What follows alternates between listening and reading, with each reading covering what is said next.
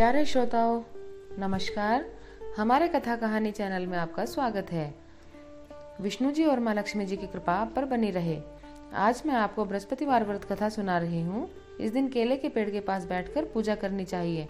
पीले कपड़े पहने, पीला आसन ले, गुड़ चने की दाल का प्रसाद बनाएं, पीले फूल चढ़ाएं, पीले फल चढ़ाएं, देसी घी का दीपक जलाएं। इस दिन केले के पेड़ की पूजा करते हैं, इसलिए इस दिन केला नहीं खाना चाहिए। हल्दी से तिलक करें। विष्णु भगवान का ध्यान करके पूरे भाव के साथ पूजा करनी चाहिए। शुद्धता का ध्यान रखें। पीला भोजन करें। भोजन एक समय करें। इस दिन नमक नहीं खाना चाहिए। मीठा भोजन करें।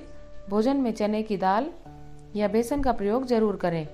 किसी भी महीने में शुक्ल पक्ष के बृहस्पतिवार को यह व्रत शुरू किया जा सकता है। यह व्रत करने से घर में बरकत होती है, घर में धन आता है, कर्ज हो तो समाप्त हो जाता है। बृहस्पतिवार का व्रत कुंवारी लड़कियों को भी करना चाहिए। शादी में रुकावट हो तो दूर हो जाती है। बृहस्पतिवार को आटे में बेसन, गुड़, 1 चुटकी हल्दी डालकर 2 रोटी गाय को दें।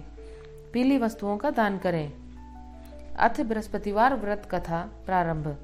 किसी गांव में एक साहूकार रहता था, जिसके घर में अन्न, वस्त्र और धन किसी भी चीज की कोई कमी नहीं थी। परंतु उसकी स्त्री बहुत कृपण थी। किसी भिक्षार्थी को कुछ नहीं देती, सारे दिन घर के कामकाज में लगी रहती। एक समय एक साधु महात्मा बृहस्पतिवार के दिन उसके द्वार पर आए और भिक्षा की याचना की। स्त्री उस समय घर के आंगन को लीप रही थी। इस कारण साधु महाराज से कहने लगी कि महाराज, इस समय तो मैं घर लीप रही हूँ, आपको कुछ नहीं दे सकती, फिर किसी अवकाश के समय आना। साधु महात्मा खाली हाथ चले गए। कुछ दिन के पश्चात वही साधु महाराज आए।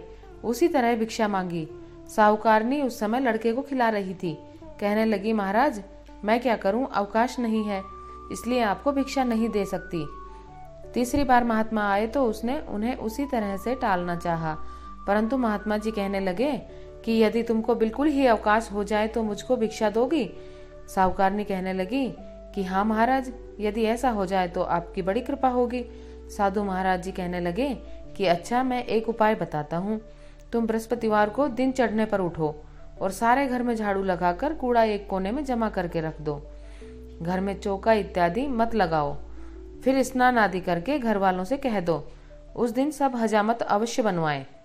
रसोई बनाकर चूल्हे के पीछे रखा करो, सामने कभी न रखो। सायंकाल को अंधेरा होने के बाद दीपक जलाया करो और बृहस्पतिवार को पीले वस्त्र मत धारण करो, न पीले रंग की चीजों का भोजन करो। यदि ऐसा करोगी तो तुमको घर का कोई काम नहीं करना पड़ेगा। साहूकारनी ने ऐसा ही किया। बृहस्पतिवार को दिन चढ़े उठी, झाड़ू लगाकर कूड़े को घर में जमा कर दिया। पुरुषों ने हजामत बनवाई, भोजन बनाकर चूल्हे के पीछे रखा। वह सब बृहस्पतिवारों को ऐसा ही करती रही। अब कुछ काल बाद उसके घर में खाने को दाना न रहा। थोड़े दिनों में वही महात्मा फिर आए और भिक्षा मांगी, परंतु सेठानी ने कहा कि महाराज, मेरे घर में तो खाने को अन्न नहीं है, आपको क्या दे सकती हूँ। तब महात्मा ने कहा कि अब कुछ काल बाद उसके घर में खाने को दाना न रहा।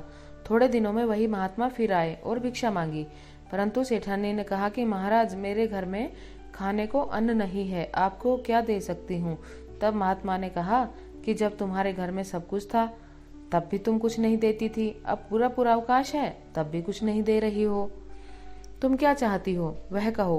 तब सेठानी ने हाथ जोड़कर प्रार्थना की, महाराज, अब कोई ऐसा उपाय बताओ कि मेरे पहले जैसा धन धान्य हो जाए। अब मैं प्रतिज्ञा करती हूँ, किसी को भी अपने द्वार से खाली हाथ नहीं भेजूंगी। अब जैसा आप कहेंगे मैं वैसा ही करूंगी। तब महात्मा जी ने कहा, बृहस्पतिवार को प्रातः काल उठकर स्नान आदि से निवृत्त हो, पूजा पाठ करो, कथा कहानी सुनो। इस दिन पुरुष हजामत न बनवाएं। भूखों को अन्न जल देती रहा करो। ठीक सायंकाल दीपक जलाओ।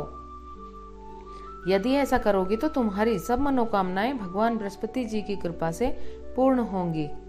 सेठानी ने ऐसे ही किया और उसके घर में धन्य धान्य वैसा ही हो गया जैसा पहले था। इस प्रकार भगवान बृहस्पति जी की कृपा से अनेक प्रकार के सुख भोग कर दीर्घ काल तक जीवित रहे। कथा कहानी सुनने के बाद बृहस्पति जी की आरती करनी चाहिए। धन्यवाद।